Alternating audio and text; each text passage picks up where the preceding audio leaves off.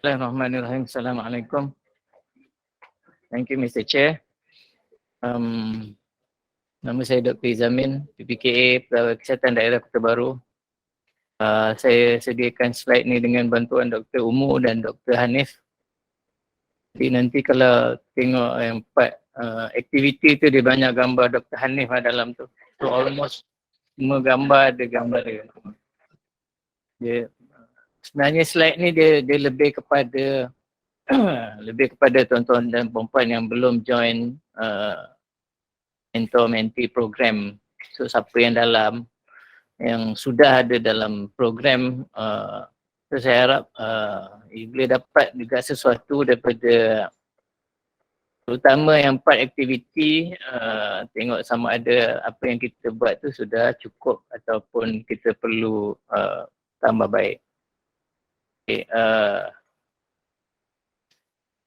saya cuba kongsi pengalaman di Kelantan untuk handle talent grooming program.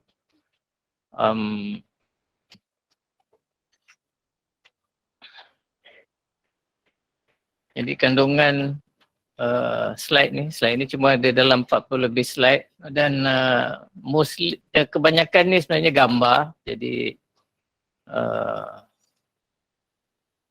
saya rasa tak heavy berbanding dengan speaker yang sebelum ni lah. So just relax and then tengok gambar. Okay, so saya akan sentuh sedikit mengenai pre-training program, pemilihan mentee, macam mana nak apply untuk masuk dalam mentor-mentee punya program. That's why saya kata ini targetnya sebenarnya kepada tuan-tuan dan perempuan yang belum join ataupun berminat untuk join mentor-mentee program public health.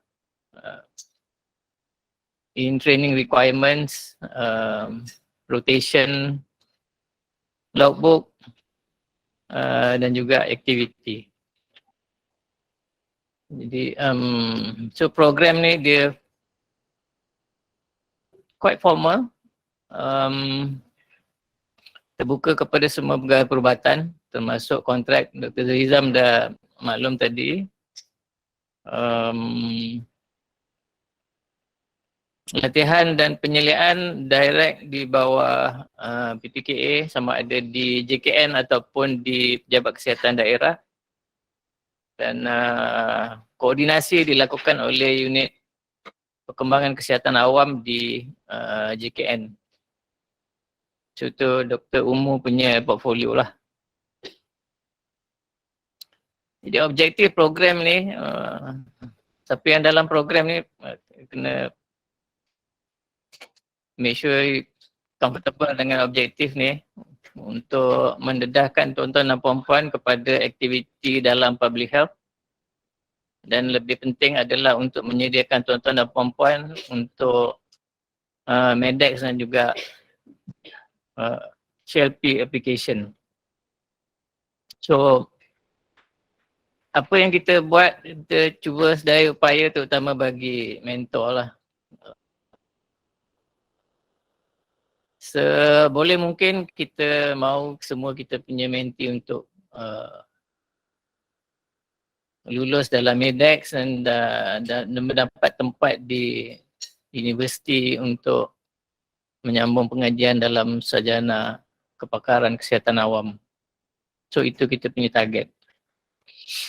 Pemilihan mentee, saya rasa ini pun dah disebut dalam slide sebelum daripada ni. Prof Kim dah sebut, Dr. Zahizam pun rasa dah sebut requirement umur 43 atau lebih muda daripada itu, sangat berminat. Untuk di Kelantan kita tengok kepada pengalaman bekerja di klinik kesihatan. So kalau terutama yang daripada hospital, yang mohon kita akan tengok case by case basis. Cuma kita galakkan untuk mendapat tempat di klinik kesihatan sebelum mohon untuk masuk dalam mentee punya program. Komitmen ini pun disebut beberapa kali saya daripada daripada Datuk Indra sebut, Datuk Azman sebut, Prof Kim, semua speaker sebelum pada ni akan sebut pasal komitmen. So komitmen sangat-sangat penting. Kalau tak ada komitmen, saya rasa ini pun sama juga dengan master program yang lain. Kalau tak ada komitmen, dia akan susah dalam untuk mengikuti program. Mungkin lepas MEDEX, lepas HLP dapat masuk dalam master, tapi kalau komitmen tak cukup, memang akan banyak kesusahan, terutama semasa buat master, MPH, DRPH. Jadi macam mana untuk memohon mentor-mentee program untuk Kelantan, calon boleh jumpa terus dengan mana-mana PPKA, dan kita akan sokong untuk masuk dalam program melalui borang kepada, kita hantar borang juga lah kepada unit perkembangan kesihatan awam. Jadi unit perkembangan akan mengeluarkan surat appointment untuk mentor. So negeri akan allocate mentor mana yang sesuai untuk mentee tersebut. Jadi dalam mentor-mentee program, saya rasa baru-baru pun kita ada rotation lah. Kita ada pertukaran daripada PKD datang ke unit di JKN dan sebagainya. Jadi rotation ni memang schedule untuk tuan-tuan dan puan-puan supaya pendedahan tu lebih menyeluruh. Kalau contohnya kalau macam di JKN sahaja mungkin tak cukup, kalau di PKD sahaja pun memang tak cukup. Jadi perlu ada kedua-dua, duduk di JKN dan juga di PKD. So bila dalam program perlu mohon untuk MEDEX dan juga HLP dalam masa 2 tahun. Kalau tak tu Dr. Umur akan bagi amaran lah. Sama ada still nak stay ataupun nak keluar daripada program. Baik. Ini antara unit. Mungkin tak semua unit tuan-tuan akan pergilah. Ada 9 unit di JKN, ada 10 PKD pun biasanya PKD, salah satu PKD pun dah cukup lah. Cuma unit di JKN bergantung kepada keadaan lah. Okay. Untuk mentor-mentee program, logbook ni sangat-sangat penting. Pasal dalam ni dia ada modul, buat masa ni ada 7 modul. Dia kalau tengok pada kandungan dia sebenarnya sangat menyeluruh. Dan kalau kita boleh follow semua yang ada dalam tu, then you are ready untuk pergi MEDEX dan juga interview. Tuan-tuan dan puan-puan akan bersedia kalau logbook tu complete.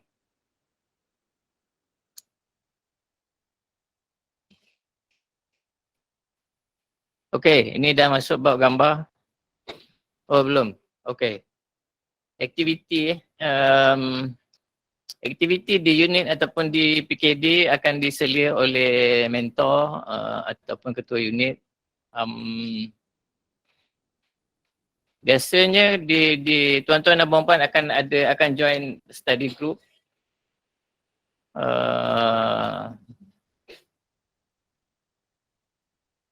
Study visit, ini antara aktiviti yang common.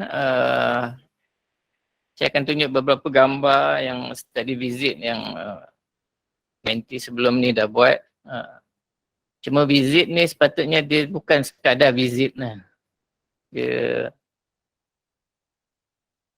contohnya kalau macam tuan-tuan dan puan-puan buat lawatan ke pelabuhan, so apa aspek yang kita perlu belajar di pelabuhan, aspek kesihatan. Contohnya kapal masuk and then ada kes dalam tu, contohnya ada wabak dalam kapal nak handle macam mana, ataupun dia datang tu dengan tikus yang banyak dalam kapal, so nak handle macam mana, apa chemical nak guna, so semua kena patut prepare sebelum pergi ke lawatan ke pelabuhan lah contohnya. Apa akta berkaitan, so semua ni kena ready sebelum pergi lawatan. Jadi dia bukan sekadar lawatan, tapi kita cuba cover apa aspek yang perlu untuk kita belajar semasa lawatan tersebut.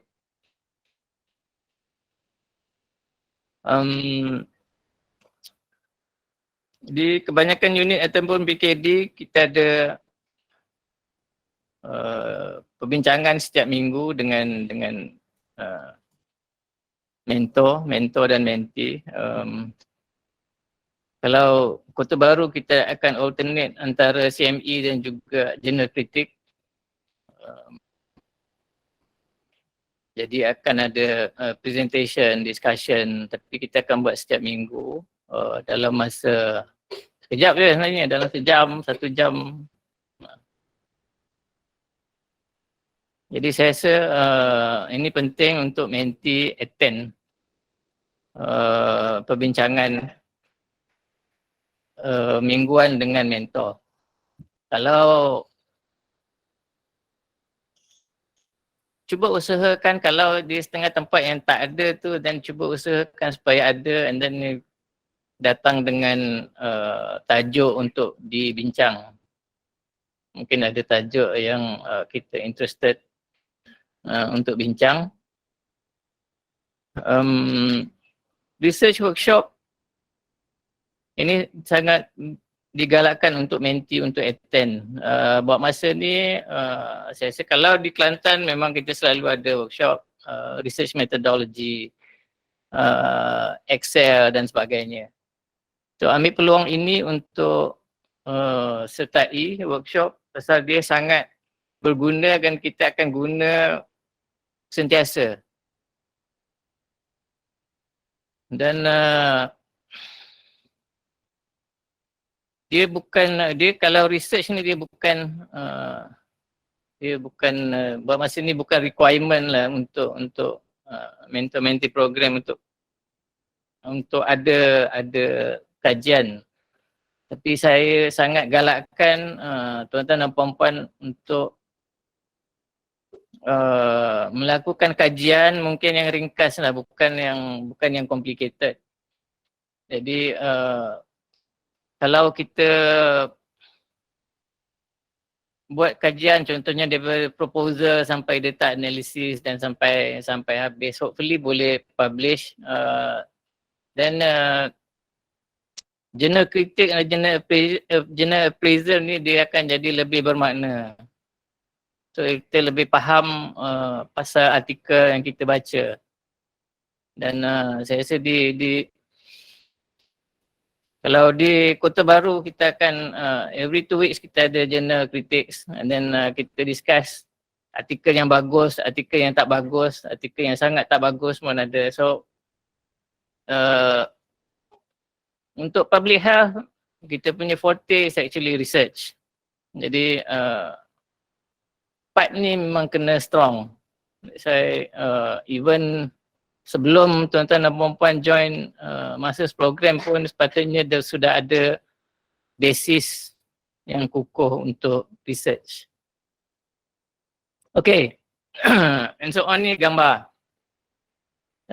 Mentee akan join CPRC punya aktiviti ini dalam modul, salah satu modul surveillance dan bilik gerakan. So, mentee akan terlibat dengan perbincangan di CPRC, pembentangan, analisa wabak dan sebagainya. Gambar sebelah dia, tuan-tuan dan puan-puan akan ke lapangan. Jadi kalau dah biasa duduk, sebelum masuk mentee, kalau dah biasa duduk di klinik and then you are comfortable untuk duduk di klinik, then public health it is not for you. Definitely. Because public health memang lapangan. You akan berada di lapangan pada banyak masa termasuk hari Minggu. So, ini outbreak management untuk kanak-kanak sekolah, pelajar sekolah. On and off kita akan ada workshop pasal research dan juga statistik. So, siapa tak suka statistik, jangan join public health, please. Seriously. If you don't like statistik, jangan join public health. Okay, lah ini saya maklum tadi lawatan kerja ke pelabuhan. So, bukan sekadar lawatan, tapi kena tahu banyak aspek pasal kesihatan di pelabuhan. Tapi biasanya ni on and off memang selalu ada pelabuhan. So, sekarang pun kita ada pelabuhan untuk Bali tak lagi. Okay. So, siapa pernah sampai sini? Kompleks ICQS yang terpanjang. Ada yang tak pernah sampai. Ada yang dah cross pergi sebelah. So, kalau kita ada pejabat kesihatan pintu masuk antarabangsa di Rantau Panjang. Salah satu aktiviti untuk menti adalah untuk melihat fungsi pejabat kesihatan di pintu masuk antarabangsa Rantau Panjang. So dia sebenarnya dia kalau tengok kompleks ICQS ni, Immigration Custom Quarantine Station, ICQS. Dia macam dia satu kawasan dan the whole population yang dekat situ adalah playground untuk public health. Maknanya semua aktiviti akan ada kat situ. Kawalan vektor, kawalan rodent, premis makanan, itu semua ada kat situ. So all the public health activities dia akan buat di situ. So itu yang kita akan cuba belajar di pintu masuk antarabangsa. Dan lagi satu adalah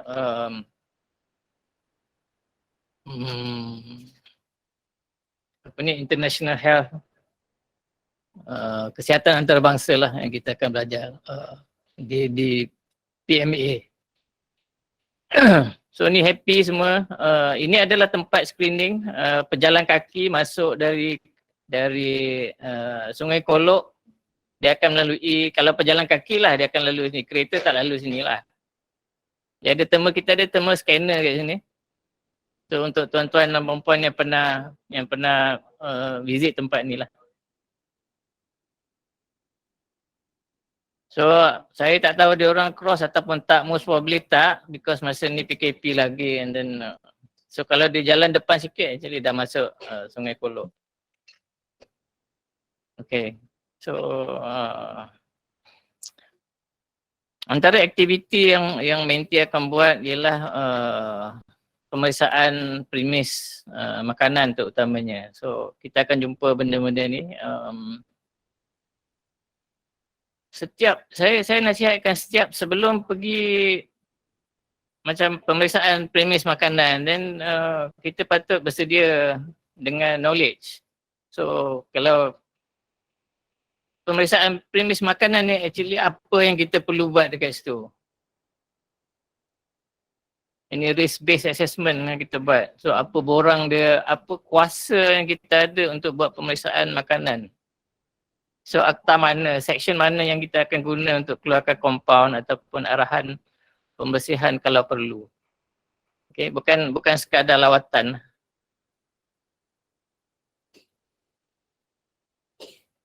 So ini sangat berkaitan, walaupun kalau sekali tengok actually kenapa ada gambar longkang. Ini pembuangan sisa pepejal. This is sebahagian daripada kerja yang kita buat, assessment dia. Food trap dia sesuai ataupun tidak, terutama untuk kedai makanan.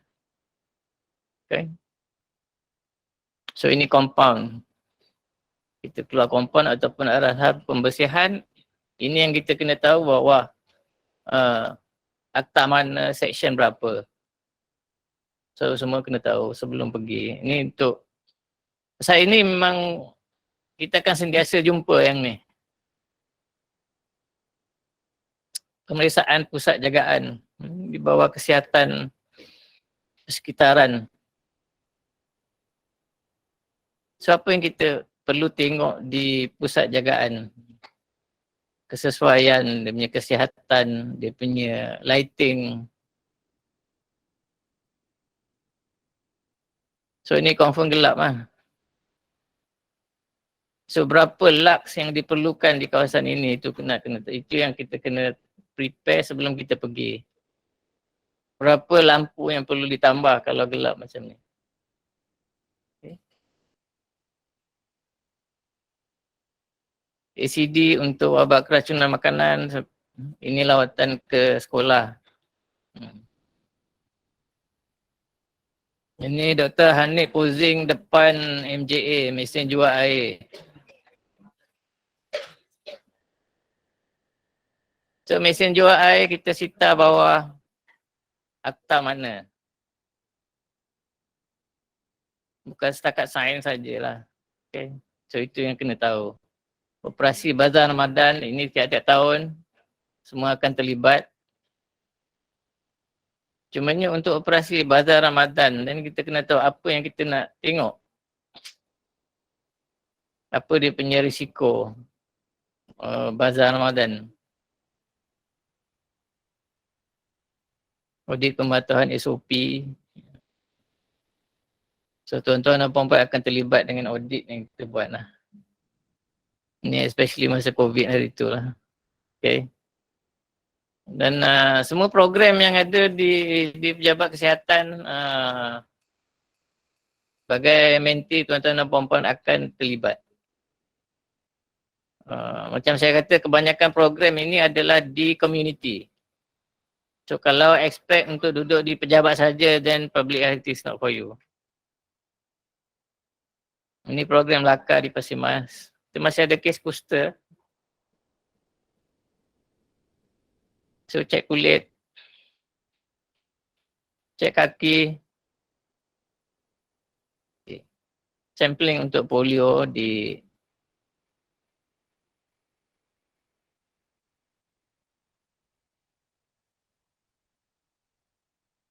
so apa kita expect untuk dapat findings daripada surveillance ini. So sebelum pergi buat sampel dan kena baca dulu lah. Okay. GFS ni pun ini favourite. Semua kena panjat bukit, naik tengok sumber air dekat mana, dan macam mana gravity feed system dan enggak sistem bekalan air yang lain-lain lah selain daripada AKSB ataupun telaga tube.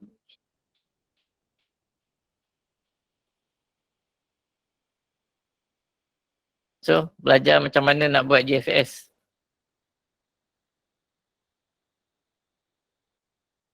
Ni tengok sumber air, ni salah satu sistem yang ada. Baik. Ini lawatan ke ladang untuk malaria. Kita masih banyak malaria terutama di Kungsang, Jeli. Pekerja-pekerja ladang dan juga isu dengan imigran lah,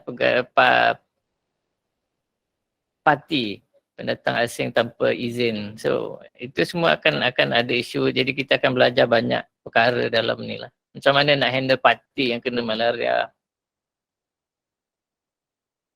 Rumah kongsi. So tuan-tuan dan puan-puan boleh kenal rumah kongsi. Okay. Pendidikan kesihatan salah satu kita punya intervention yang kita buat. So bila saya tengok gambar ni, saya tak boleh imagine macam mana nak sampaikan pendidikan kesihatan kepada. Tapi saya tengok gambar ni, saya rasa budak-budak tu faham lah. Jadi kita punya target group bukan dewasa saja, bukan golongan terpelajar, bukan so termasuk kanak-kanak. So dia kena ada skill untuk beri pendidikan kesihatan termasuk kepada kanak-kanak prasekolah, which is not easy.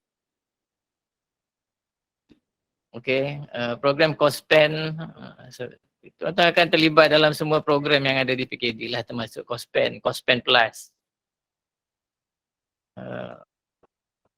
Di Kelantan biasanya memang kita selalu buat SIA ni, Supplementary Immunization Activity.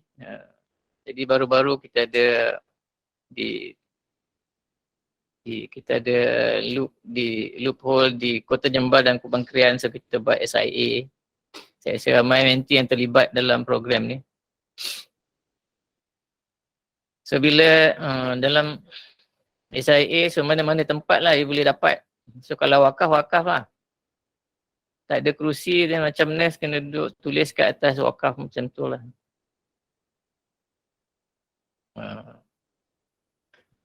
Di Kelantan kita ada Kelantan Weekly Epic Review dan semua menti akan terlibat dalam review ni.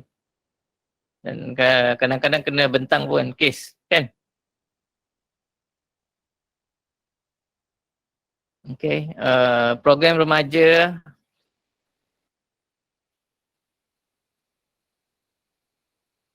So, menti terlibat sebagai FESI dalam program remaja di sekolah. Ini program dalam community, mass education untuk TB.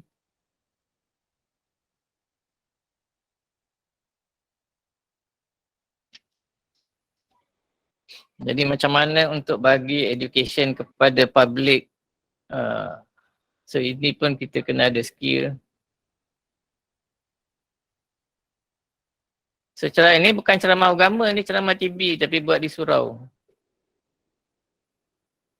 Okay. So yang bagi ceramah tu kita punya menti. Okay, bengkel pengurusan wabak. Pemeriksaan kilang ais, kita ada beberapa kilang ais di Kelantan, so ambil peluang untuk tengok macam mana kita ambil sampel. So apa kuasa yang kita ada untuk masuk ke kilang ais. Saya rasa ini last slide yang saya nak tunjuk kat sini actually sebagai menti, tuan-tuan kena bersedia untuk handle crowd. Pasal ni crowd yang agak besar, satu dewan itu, dan kena bagi ceramah. So kalau ada stage fright, then it's a bit difficult lah. So public speaking salah satu komponen yang penting lah untuk public health specialist. Tak boleh nak tolak orang lain untuk pergi ke depan, dan kita kena ke depan.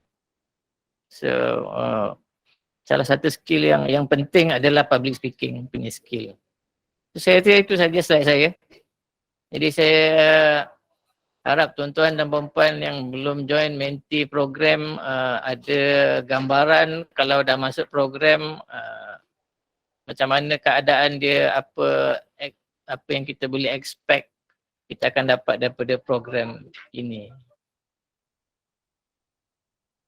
Okay.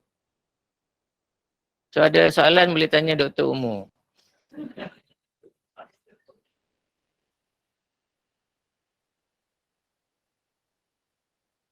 Ada soalan dalam tu? Tak ada. Kita buat macam discussion lah.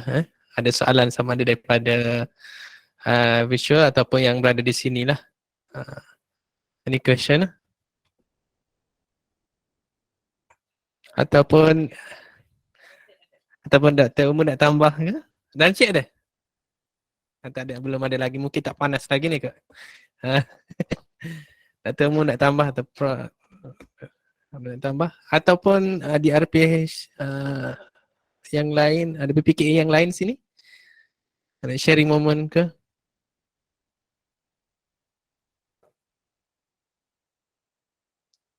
Lepas makan tu.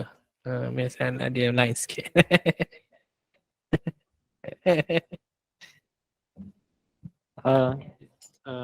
Prof pun ada dah. Razia ada dah sekarang ni. Sorry. Saya Kusyairi. Nak tanya Dr. Umur lah. Kenalkan diri dulu. Saya Kusyairi. Setakat ni ada yang talent grooming program TGP lah, yang pada hospital. Saya mungkin audience boleh dapat gambaran lah sedikit, sebab bila Google tu selalu keluar TGP ni lah daripada mentor-mentee lah. Mungkin boleh share untuk differences lah. Sebab yang TGP yang daripada hospital ni tak meluas lah berbanding dengan mentor-mentee di Kelantan ni. Okay. Dia slightly different dia punya konsep. TGP dengan talent grooming untuk public health. TGP dia lebih kepada untuk melahirkan leader tapi in a broad sense. Kalau talent grooming program untuk public health memang spesifik untuk melahirkan public health specialist. So tapi dia boleh kalau dia rasa capable, then dia boleh ambil dua-dua. Tak ada masalah. Saya rasa ada few mentee yang join pun TGP. So konsep dia lain, kena tengok dia punya konsep. TGP yang kementerian punya memang bertujuan untuk melahirkan untuk improve leadership. It's a leadership punya program, lebih kepada leadership punya program, pemahaman saya lah. Tapi kalau public health punya talent grooming program memang untuk kita groom public health specialist.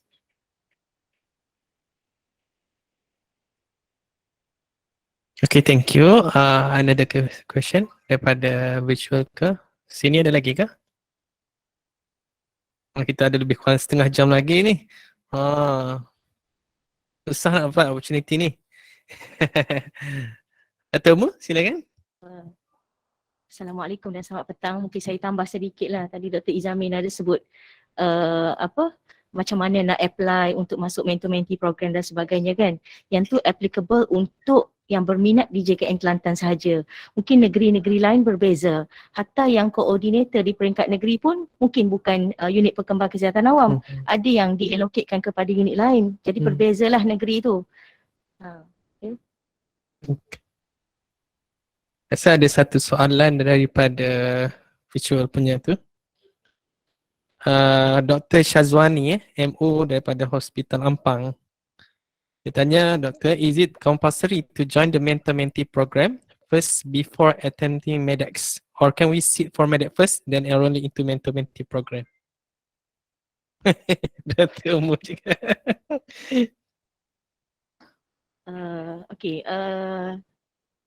Dia sebenarnya talent grooming ataupun mentor-mentee program ni the aim objektif adalah untuk facilitate mentee tu sendiri. So dia punya requirement bila you all dah ambil MEDEX, dia akan ada expiry date kan.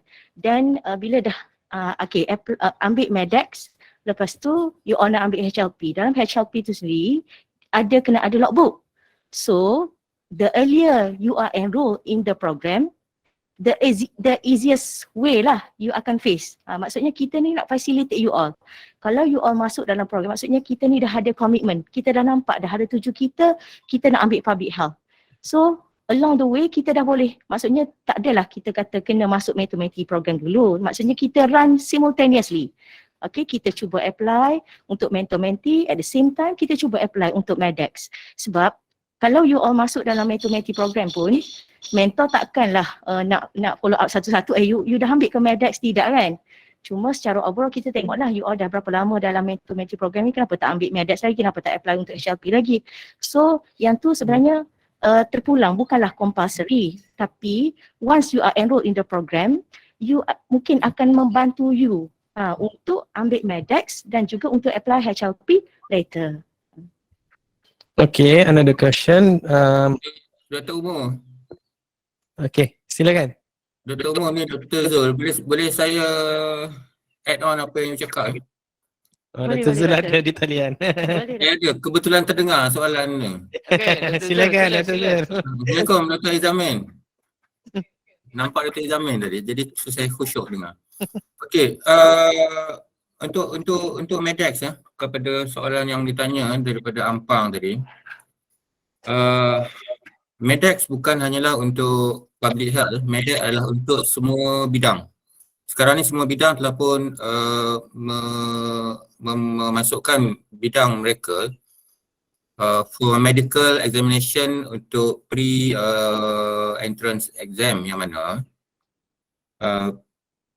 syarat untuk mendapat tawaran HLP untuk masuk tawaran B untuk masuk mana-mana master program di universiti-universiti awam di Malaysia, salah satu syarat adalah telah pun mengambil exam Medex dengan markahnya akan valid selama 3 tahun but not more than that.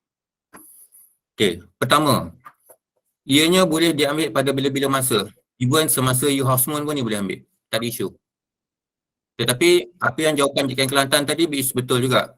You ambil, lepas tu you tak selarikan dengan you punya public health exposure. So dia agak tidak synchronize. Sebaiknya you kena ambil serentak lah, sama ada you ambil dulu ataupun ambil. Tapi sebelum you nak apply tawaran B, you mesti ambil Medex dengan markah yang memuaskan hati lah.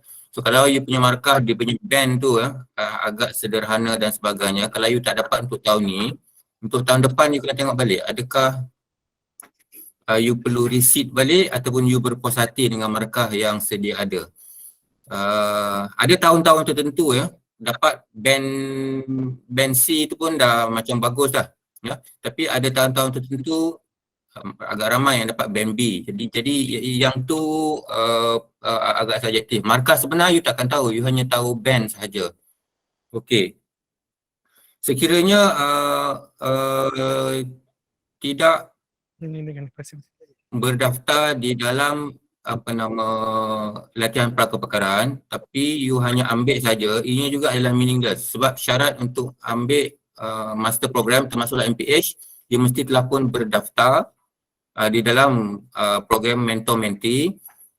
You ada mentor, you ada buku log yang telah pun diperlakukan oleh mentor, plus you telah pun ambil exam Medex. Okay. Terima kasih. Okay, thank you Dr. Zul. Another question daripada Ahmad Muaz Kamal. How MO in hospital setting to join the mentor-mentee? Second question from Meharshini Gunasilan. Hi doctors, nak tanya sikit, how does the parallel pathway works in private once we have exit KKM? Because I plan to join National Cancer Society Malaysia. Dia kata then apply for MPH, then the RPH, after that will I be recognized as a specialist? Dr. Zul tadi sekali lah kot. Dr. Zul ada lagi di talian ke? Okay. Tadi saya dah explain, saya tak tahu you dengar tak dengar jawapan saya. Apa juga you nak masuk dan diiktiraf, you want to be recognized as a specialist, you must follow whatever requirement that been stipulated by NSR. So in NSR, it is a combination of MPH or equivalent qualification plus the RPH or PhD or equivalent qualification. As long as it is listed, so it can be recognized as specialist by NSR. But you must bear in mind, when you resign from KKM, but if you are not yet registered in NSR, you are not recognized as NSR, as specialist. So the question is, it is not that you resign or not resign. Whether you resign or not resign, you must apply with NSR. NSR approve that you are registered as specialist, then you are a pakar or a specialist. There are so many people who are recognized as specialists in KKM, but they are not yet registered in NSR. That's another issue. So regardless you work in government or you work in private, in order to practice as specialist, you must, number one, obtain a qualification that is listed in NSR. Number two, you must register and apply and register in NSR, and they approve your registration.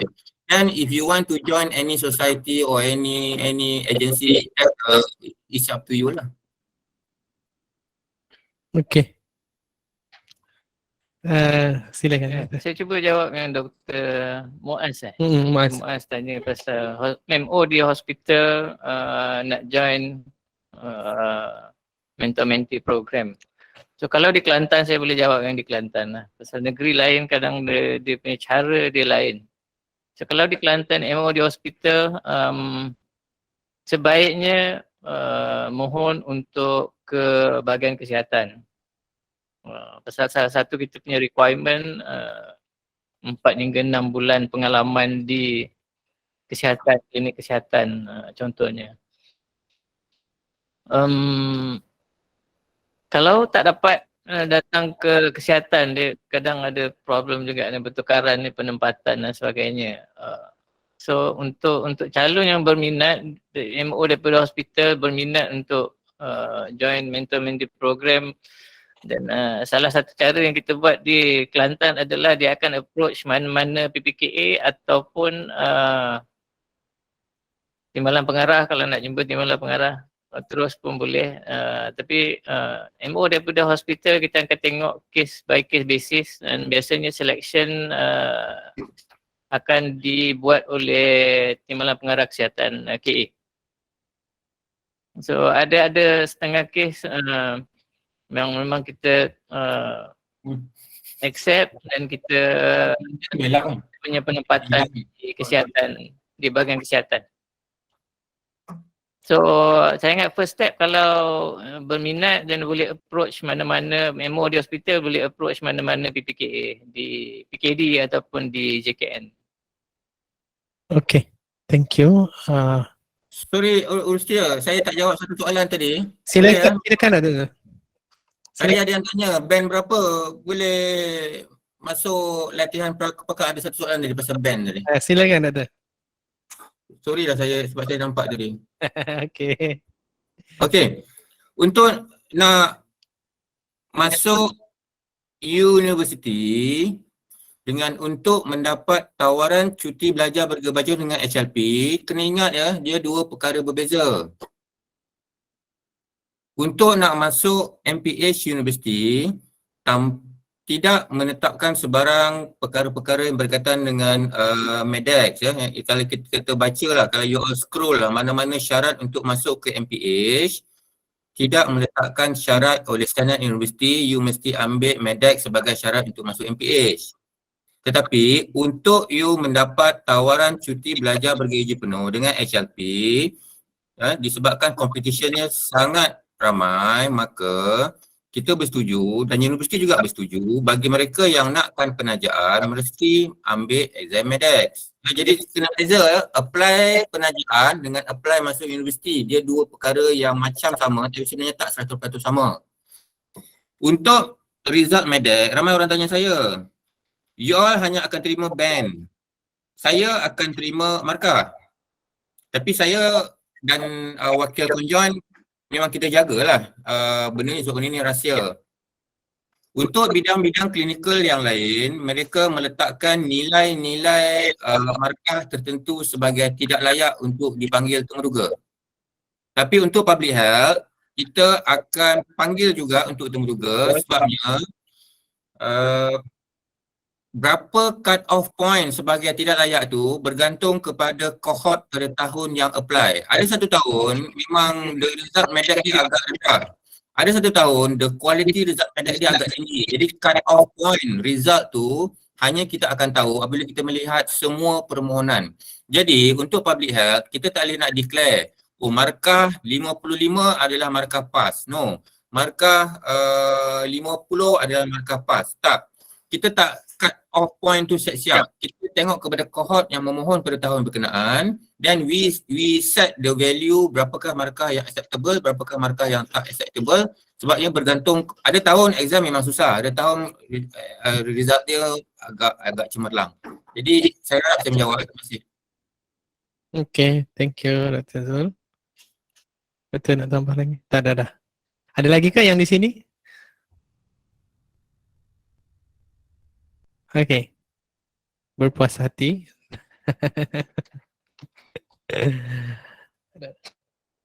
Okay, thank you again, semua speakers, especially Dr. Izamin, Dr. Zul in Talian, Dr. Umu, for sharing lah, akhirnya sharing Kelantan experience, public health talent grooming program.